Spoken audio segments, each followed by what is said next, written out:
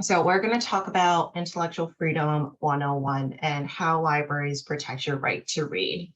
And that right starts with the First Amendment. So the First Amendment is your freedom of speech. This is the First Amendment. Congress shall make no law respecting the establishment of religion, blah, blah, blah, blah, abridging the freedom of speech or press or the right of the people. So this is foundational to democracy. It encourages the free exchange of ideas without government interference. And that's a pretty radical idea when it came about. Like, there has never been a government that, up to this point, when our country was drafting the Bill of Rights and the Constitution, that had encouraged people to talk about their government, to exchange ideas, and then to decide that, okay, the best ideas will come to the fore if we are allowed to talk about it. One thing to remember about this particular moment in American history at our founding is that this is a very strange moment in which this is a very secular tone that doesn't center religion. It trusts in people to use reason. It trusts people to use logic. It trusts people to develop critical thinking skills for the benefit of a working democracy. That's amazing. Now, the other thing about freedom of speech is that no one is free from the consequences of their speech. Freedom of speech means that the government can't stop you from whatever you're saying. Can't impose laws within reason to prevent your speech. However, you are not free from the consequences of the speech. So if somebody were to say something hateful, the consequence of that speech, losing your job, or getting sued for libel, that's not an infringement on the freedom of speech.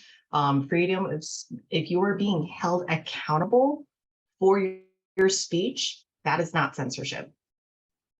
The corollary to that is that in addition to the freedom of speech is the freedom to receive speech, or more concisely, the freedom to read. Free speech doesn't mean anything unless other people can hear it or read it. So in order for you to have free speech, you also have to have the freedom to read. Now, this quote, I love this quote very much. It's from Justice William Brennan and from Lamont versus Postmaster General. So they recognized in this court case the First Amendment right to receive speech. And before the internet, more often than not, the way to receive speech was your newspapers, yes, but also your public library. And so this freedom to read is foundational to the functioning of libraries. So the Library Bill of Rights is this foundational document within libraries. This is a very interesting document because this was first drafted in the 1930s after there were attempts to ban and censor grapes of wrath.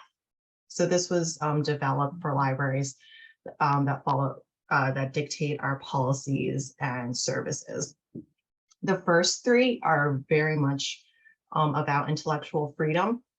The one I struggle with the most is actually the second right. Even as intellectual freedom chair, libraries should provide materials and information presenting all points of view on current and historical issues. Materials should not be prescribed or removed because of partisan and doctrinal disapproval. I don't disagree with it, but there are times when I wonder if, by being a free speech maximalist, if we're allowing hateful speech to run amok without enough counter speech. We can talk a bit about that later, but even as intellectual freedom co-chair, I've struggled with balancing all points of view. And I think that's, I don't think that's an admission of fault. I think that's an admission of being human and being a human who recognizes discrimination and historically marginalized communities for what they've gone through. So from there, in the 1950s, we have this statement, the freedom to read statement. One of the lines I really love in this is, it is the responsibility of publishers and librarians to give full meaning to the freedom to read by providing books that enrich the quality and diversity of thought and expression.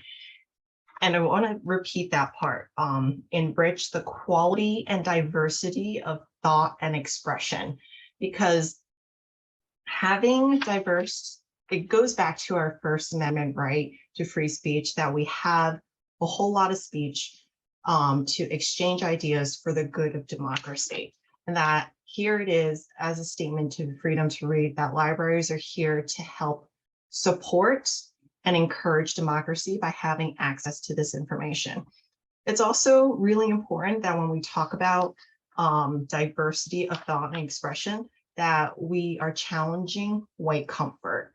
Only when we can only move forward with our obligation to make a more just democracy when we deal with white comfort and have the diversity of thoughts and opinions.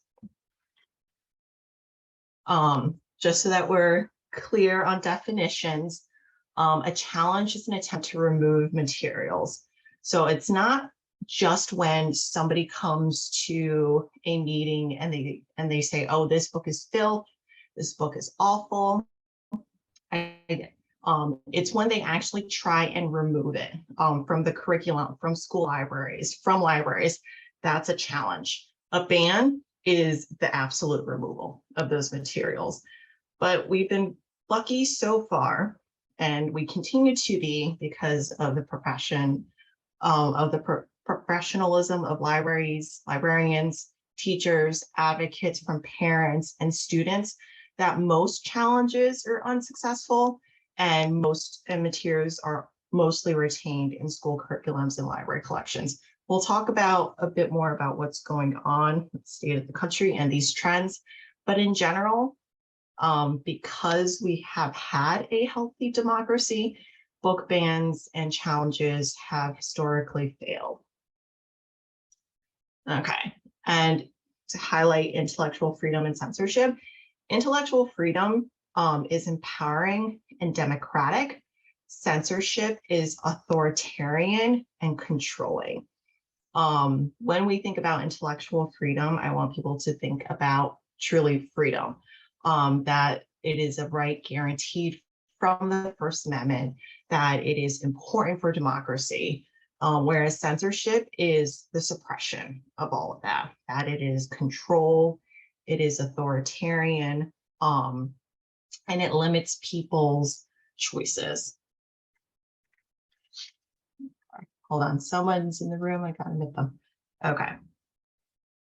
Now, one of the really interesting cases is this one, United States versus a book called Ulysses by James Joyce. This is one of the funniest things I've come across when it comes to censorship in the US. This is the 1930s.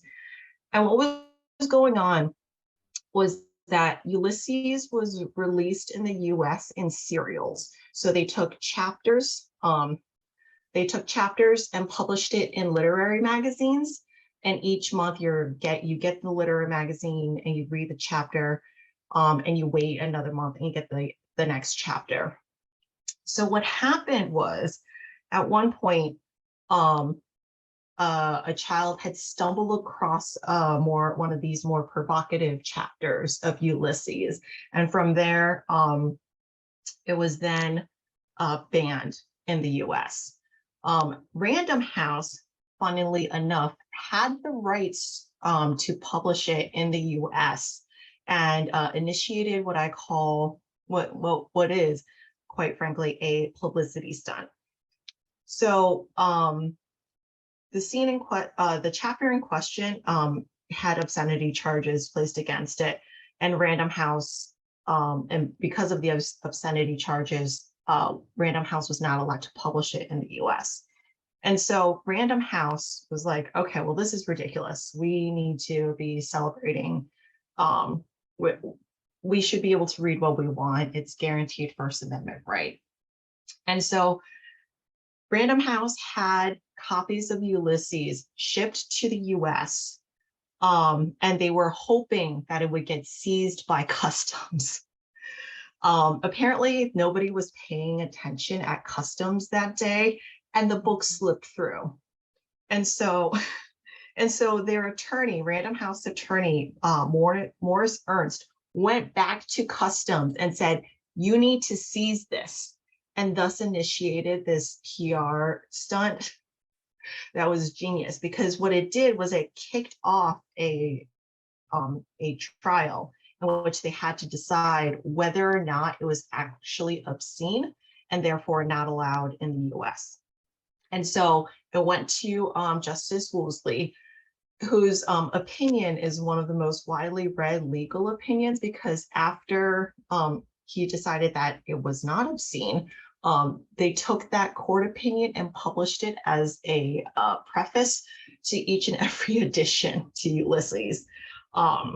But it established obscenity standards, that you cannot take a book out of context. You have to look at the work as a whole and not selected excerpts.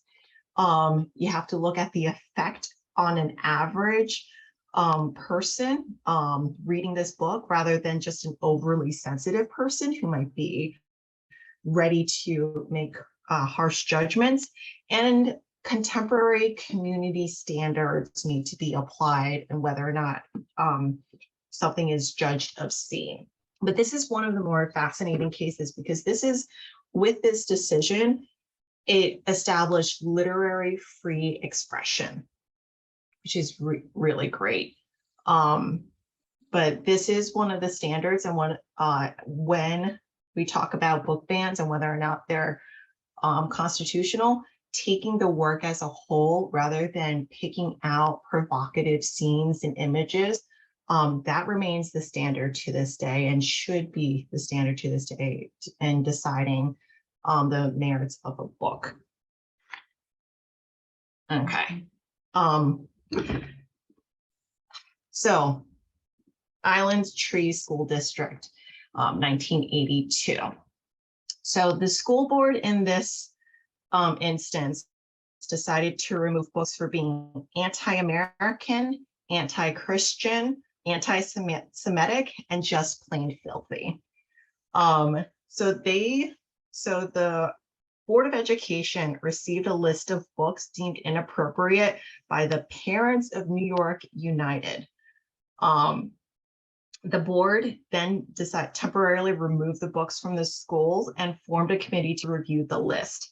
Now, that committee found 5 of the 9 books should be returned, but the board overruled that decision and returned only 2 of the books. Now, what's really interesting is that because their decision overrode the opinion of the committee, and that the opinion of the books is that they were anti-American, anti-Christian, and anti-Semitic, and filthy. What this case did was establish that school boards are not allowed to remove books from school libraries just because they dislike the ideas contained in those books. They have no power there. They did, in this opinion, decide that school boards have broad discretion over curriculum, but school libraries, being that they're not formed by curriculum, have special protections. So students have First Amendment rights and protections when it comes to what is accessible in their school libraries, and library and school boards do not have broad discretion over deciding what's in a school library. And then we come to Sund versus the City of Wichita Falls. Now, this is the case that I rely on when it comes to defending books in a public library. So in this case, there are 2 books. Heather Has 2 Mommies and Daddy's Roommate. What ended up happening was that a group of citizens decided that they didn't want these two books in the library at Wichita Falls. And what they did was that they had a petition of 300 people saying, nope, we don't want this book. And they ignored library policy when it came to reconsiderations. So the town took the petition with 300 signatures and decided over broadly for the entire library, for the entire community, that, okay, 300 signatures is all you need to remove a book from the library. Obviously, people were not too pleased about that, so they sued. And in suing, they decided that, okay, 300 people should not decide for a community what's appropriate in their library. 300 people in a community is not a majority. And if this was a precedent you were willing to set, then that means any 300 people can object to any book and they can be removed. The city of Wichita Falls lost this case and lost this really badly because after that, they were required to pay the legal fees for the other side, which numbered in the millions. When it came to objections to this book, it was really obvious that they had a viewpoint discrimination.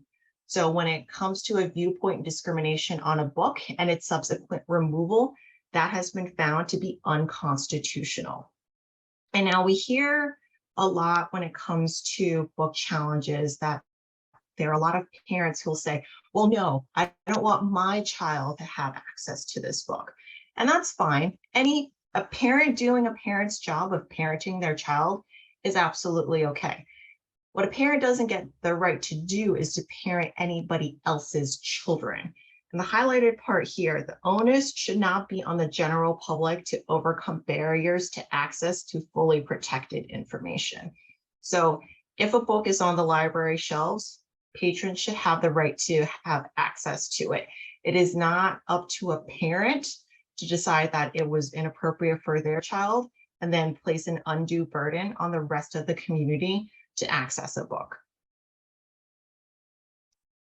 Okay, so now the history of Banned Books Week. So 40 years ago at the American Booksellers Association convention, they had a bunch of books locked in a cage. The three women down here, Maya Angelou, Anne Frank, and Doris Day, those were books that were banned, that were on that first banned books display. Maya Angelou was banned for being for encouraging bitterness and hatred against whites. Anne Frank for being a real downer, and Doris Day, her autobiography, for the shocking light it cast an all-American image. It was a huge success. People were obviously very concerned about why were these books banned? What do you mean these books are banned in the US? And it's become a yearly celebration ever since then to talk about books that have been banned and to then also celebrate our freedom to read. Now, in 2021, last year, was a banner year for banned books. And that's not a good thing. There were 729 challenges to libraries, school, and university materials, and of those, over 1,500 books were targeted. The top 10 most challenged books of 2021, Genderqueer, Lawn Boy, Not All Boys Are Blue, Out of Darkness, The Hate You Give, The Absolutely True, Diary of a Part-Time Indian, Me, Earl, and the Dying Girl, The Bluest Eye, This Book is Gay, and Beyond Magenta. These were the top challenges of any books last year, and they continue to be books that are challenged. Now, the reasons for these challenges are collected in this little image here. Sexually explicit, is big and bold right there, being one of the #1 reasons why a book is banned. And now I can't mention the sexually explicit language here without talking about that it's a wolf whistle. It's a dog whistle for LGBT content. They don't want to say that they're objecting to these books because they're LGBT. So they use language like sexually explicit to describe these books and encourage banning. Obscene is another one. That's a value judgment that's rooted in anti-LGBT sentiment. A lot of this also includes BIPOC and race-related books, and so it includes critical race theory, being woke, that it's polarizing, that if a book is polarizing, it does not deserve to be a book on the shelves. This is really upsetting. I just noticed the part that said not a happy ending, as if all books are obligated to have a happy ending, or that stories with happy endings are the only ones that we're allowed to have. Yeah. Anyway, so what's getting banned? So the interesting thing about this information collected from PEN America is that 41% of these bans are directives tied to officials, state officials, elected lawmakers to investigate or remove these books. Now, what it says to me is that these officials and lawmakers do not know the laws when they're directing removals of books. And that's really concerning because there is a power dynamic here where they must think that they are either above the law or the exception, or somehow know better than everybody else to then direct this kind of removal, unconstitutional removal. Most books that are getting banned are works of fiction. A lot of them are picture books and young adult books. These are all books for children, because when we're talking about book bans, people like to clutch their pearls and say, "Oh, the children," and that's what we see reflected there. The other part of that is who's being portrayed in these books. 41% of these of the protagonists are people of color. 22% of these address issues of race and racism. 33 address LGBTQ themes or have protagonists that identify as LGBTQ. 25% contain sexual content of varying kinds, as well as informational books about puberty, sex, and relationships. 16% are biographies and histories. 9% are related to rights and activism.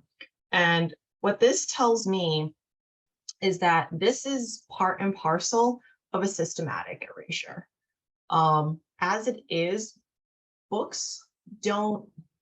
mainstream books and mainstream publishing have not centered stories on our BIPOC communities and our LGBT communities. So when the majority of the challenges target these communities, I have to believe that it is systematic and it seeks the erasure of those communities. It's not convenient, it is intentional. So more trends that we're seeing. We are seeing a lot of LGBT challenges.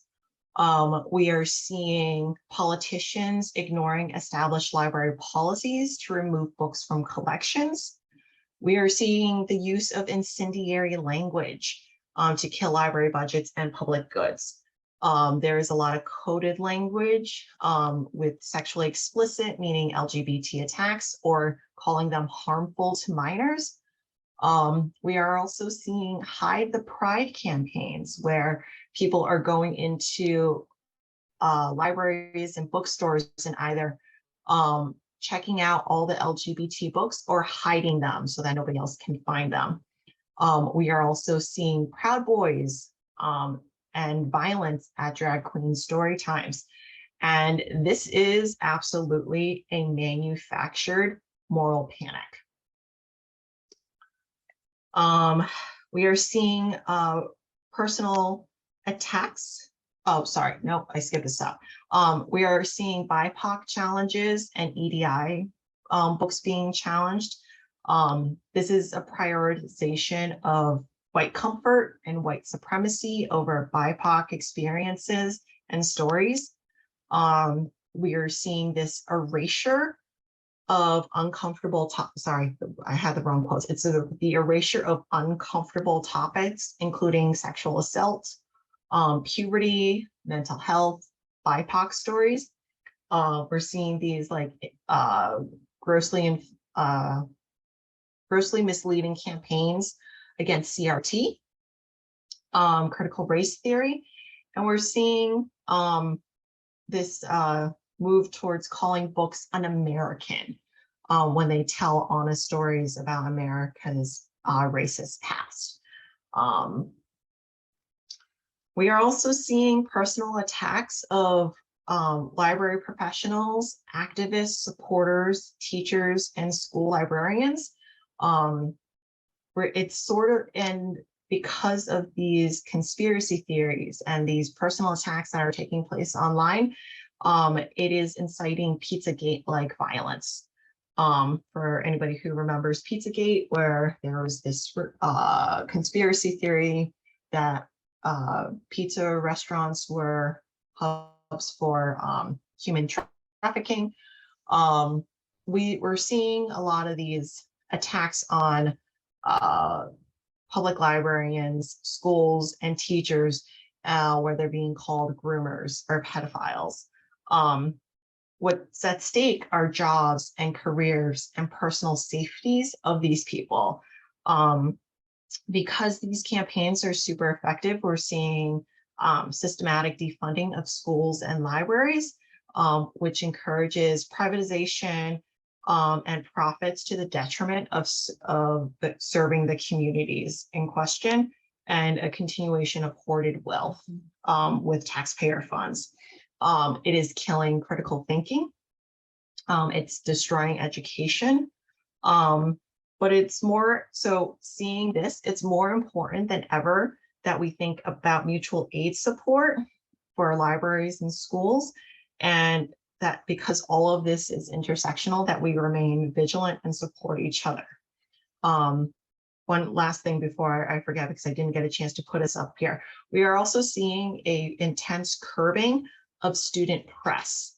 So we are seeing high school students being discouraged from publishing stories, and school districts shutting down school newspapers, student newspapers, to discourage unflattering stories about the school district and the Board of Education and their decisions.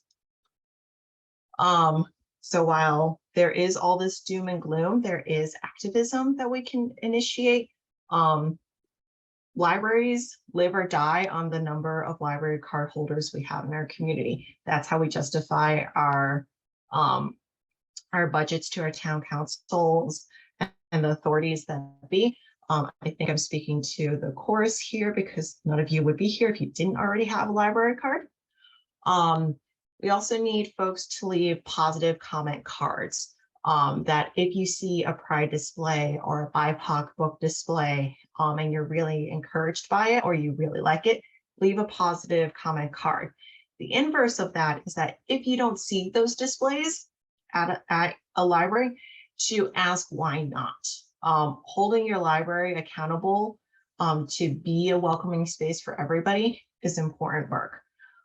Make purchase requests for banned books or LGBT and BIPOC books that you might encounter that the library doesn't have. It's important to have those books and make those requests and check those out. Check out items in your library's collection that have been banned. Make sure those stats justify the inclusion. Think about having a banned book club. I understand that Bloomfield already has a social justice book club, so this is probably a moot point. But having a banned book club at your library or amongst your friends and family is a good way to start discussing these issues. It's great to stay informed. At this point, we're seeing so many challenges across the country and across the state that people should be paying attention to. School and library board meetings. Read the minutes. If something funny is going on, go to those meetings and make your voice heard. Join or form groups committed to the freedom to read. They might already exist in your community, so it doesn't make sense to duplicate efforts. If you are concerned about it, find the group and join them. Speak up. Contact your public officials, a phone call, a message, an email, telling them what you're concerned about when it comes to First Amendment issues or book bans. It's going to go a long way. Write op-eds, write those letters into the local newspaper, because even though local news is dying, supposedly, it's important to see those opinions validated and published. Because if you write that, somebody else is going to agree with you or someone else is going to pay attention. Show up to those meetings. Now, the other part of this is to embrace your power. We are going into a big election year. It's the midterm elections, and we have our governor's race. It's exceedingly important to vote. Run for board positions, especially in local government. Especially if you have the power and the privilege to do so, run for those board positions and make your opinions heard and defend the library. Not enough people care all the time about local government, but if you have the power and you have the privilege to do so, absolutely do that. If you're not in a position of power, call in your allies to spend out privilege for your marginalized community. We cannot rely on our marginalized communities, our differently abled allies, our BIPOC allies, our LGBT allies to do the heavyweight all the time.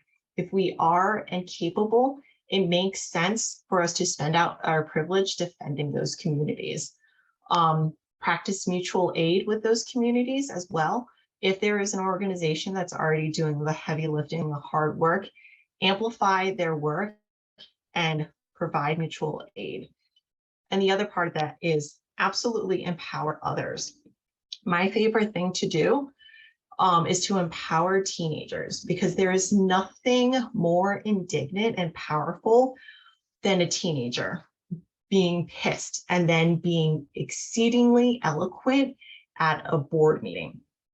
So in Illinois, the Intellectual Freedom Award actually went to 5 high schoolers for defending genderqueer in their school library. Julia Hansen, Lauren Perret, Tabitha Irwin, Josiah Poitner, and Emily Hernandez. They were awesome. They defended these books, and they were empowered to do so by adults in their lives that knew that they had an opinion, knew that they had a voice that needed sharing, and were empowered to do so. So if you have privilege, if you have that power, empower others, give them leadership opportunities, listen to what they're saying and amplify their voices. But doing this all together, staying informed, speaking up, embracing power is going to go a long way to continue to defending our freedom to read.